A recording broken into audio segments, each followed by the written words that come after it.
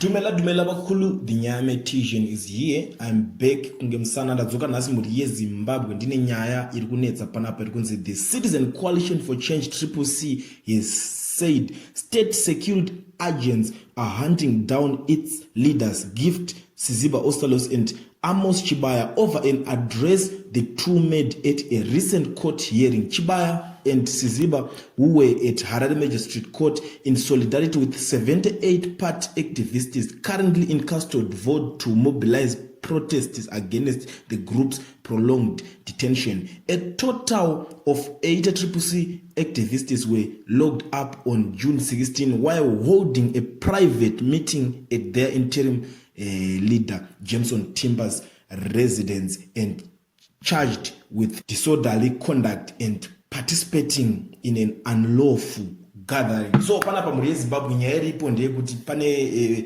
vaenda kukotiko kana vakomana vaviri ava Gift Ostalos naChibaya vane mashoko avaizotaura vachibvunzwa nemajournalists and stuff. So ndozvo zviro zvokuklemwa manje neCitizen Coalition for Change kuti those guys manje vari kunzi vari kutsvagwa nemastate agents nenyaya yekuti vaitaura zvinhu izvozvo pakazotaura kunzi vanogona kuda kuita imwe protest yekuti vanhu ava vari mukati vakavharirwa naTiba vabuditswe. Ndo nyaya imwe iri kupisa yandava ndakakubatira nhasi muri yeZimbabwe. Kusaziva kuti muri kuionawo sei nyaya iyi iri kutaurwa, nyaya iri kutenderera iyi.